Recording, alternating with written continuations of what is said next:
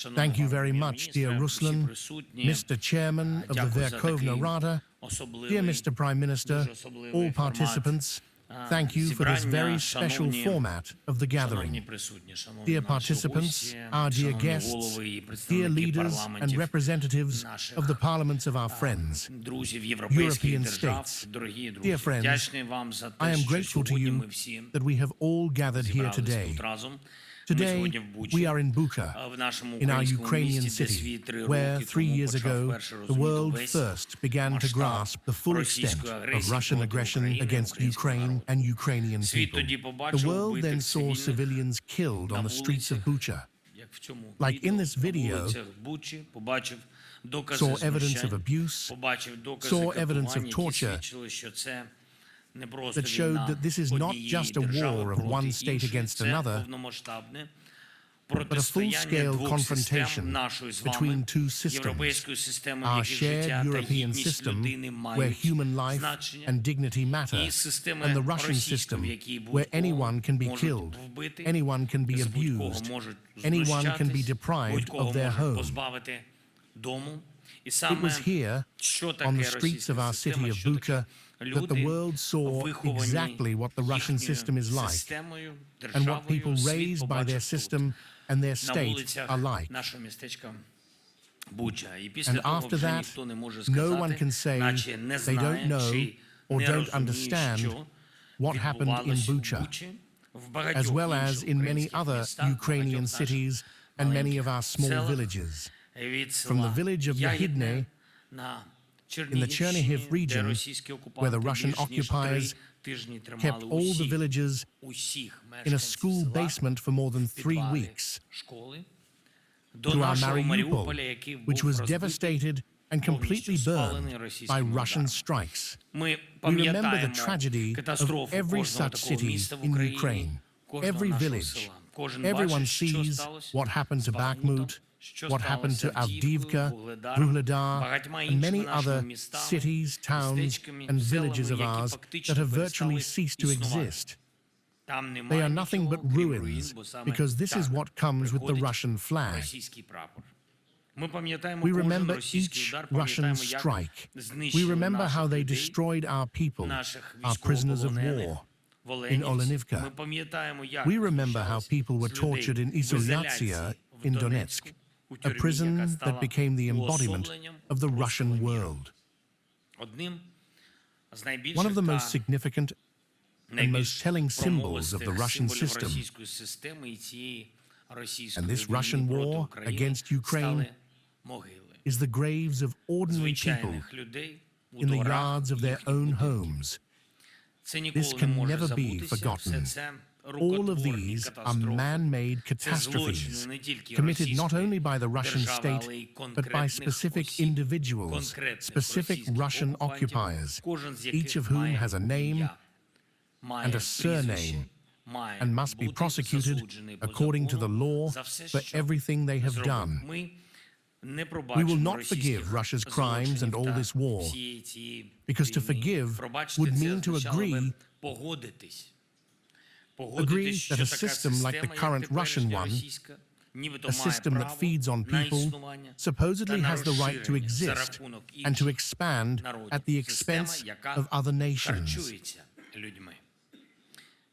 I would like to ask everyone present, I want to thank all the states presented at such a high level,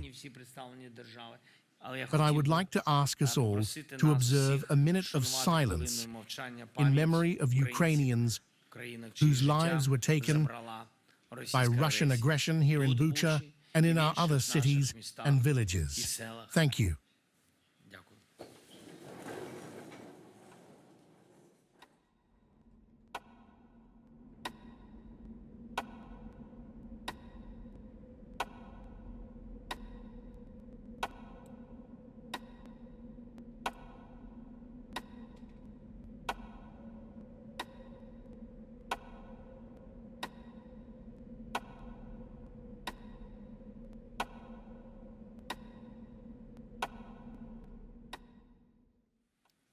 Thank you very much. Please sit down. Thank you. Dear friends, the power of parliaments lies in their ability to unite different people, different parts of society. When there is a truly solid foundation of values and a great cause, parliaments gather a tangible majority. We all need this very power of unity. We all need such a tangible majority. We all want to end this war as soon as possible, with guaranteed security, which is very important, with lasting peace and with dignity. And what does this mean? With dignity. It means that Russia should neither benefit from nor be rewarded for this war, and should not escape rightful accountability for what it has done. There can be no normalization of evil, meaning no simple return to the attitude that existed before towards what we all see now, towards this kind of Russia.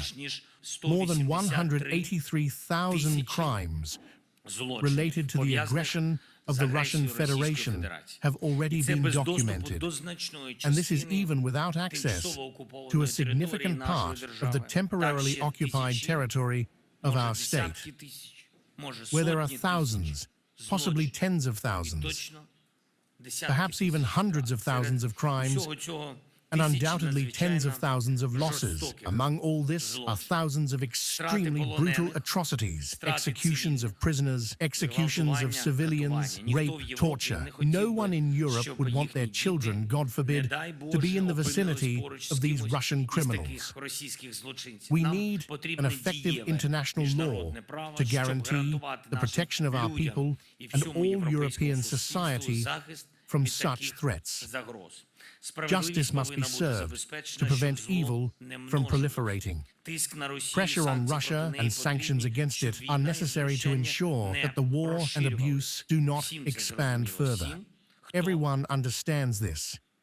Everyone who does not turn a blind eye to reality and does not turn a deaf ear to the truth. I ask all of you to continue supporting our defense, supporting our pursuit of peace, supporting the spread of the truth about this unjust war, and supporting everything necessary for a dignified peace and real accountability for war criminals. Please remember that Bucha is not somewhere in Ukraine. It is something that can happen in any European country if our unity does not work now to genuinely hold Russia accountable for this war. I thank you once again for your support, for your participation in this important summit. On behalf of all our people, I thank you for standing with us from the very first days, for supporting life in Ukraine, the life and the fight for this life. Glory to Ukraine.